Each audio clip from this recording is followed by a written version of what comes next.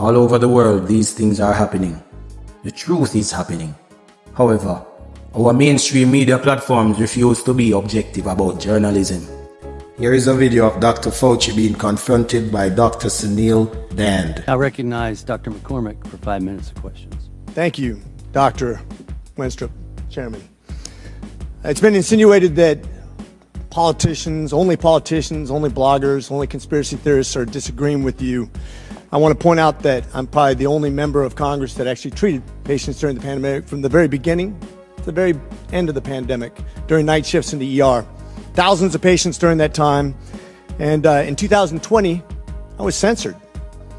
My medical license was threatened because I disagreed with bureaucrats.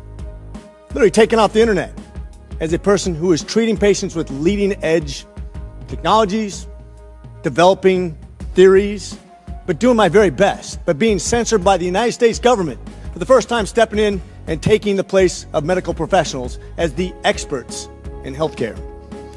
Any dissent surrounding COVID-19 treatments, mask mandates, and any public policy surrounding the pandemic was immediately labeled as anti-science.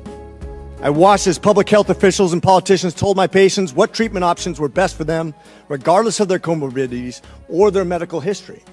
Despite my education and my training and my experience, my opinions were relegated to conspiracy and misinformation by so-called healthcare experts who had never treated a patient throughout the entire pandemic.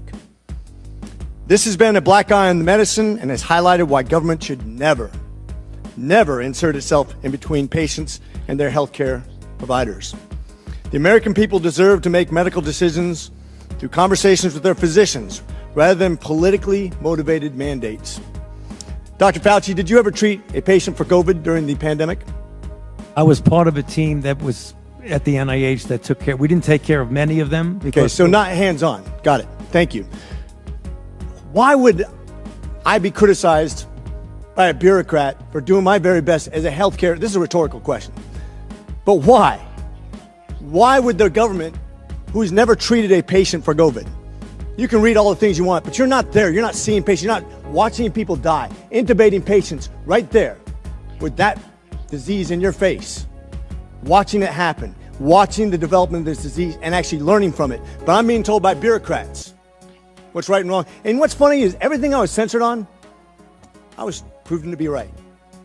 Pretty crazy, isn't it?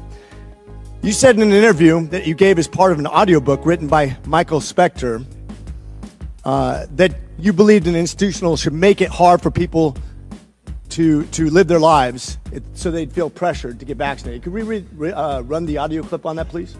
You think can be done about it. I have to say that I don't see a big solution other than some sort of mandatory vaccination. I know federal officials don't like to use that term. Once people feel empowered and protected legally, you are going to have schools, universities, and colleges are going to say, you want to come to this college, buddy? You're going to get vaccinated. Lady, you're going to get vaccinated.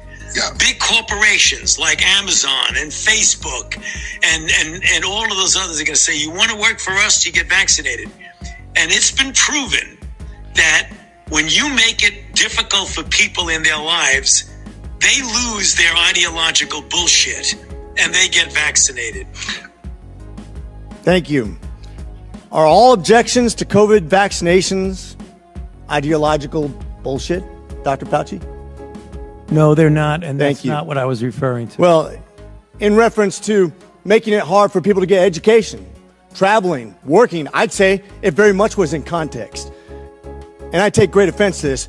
Miss Allison Williams testified before this committee about losing her job because she sought an exemption for ESPN's vaccine mandate, which came from recommendations from bureaucrats like yourself.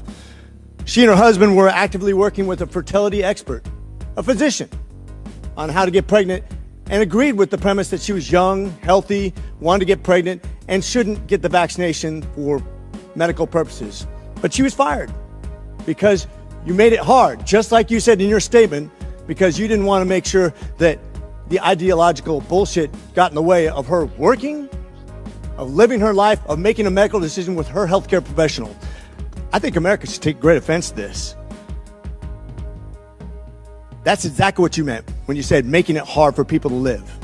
without getting a vaccination. You affected people's ability to work, travel, be educated, to actually flourish in American society, to self-determine, as we're all given God-given rights. Shame on you. Dr. Fauci, you've become Dr. Fear. Americans do not hate science. I don't hate science. The American people hate having their freedoms taken from them. You inspired and created fear through mass mandates, school closures, vaccine mandates that have destroyed the American people's trust in our public health institutions.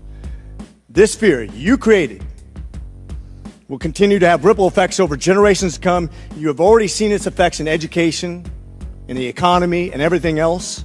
Quite frankly, you said, if you disagree with me, you disagree with science. Dr. Fauci, I disagree with you because I disagree with fear. And with that, I yield.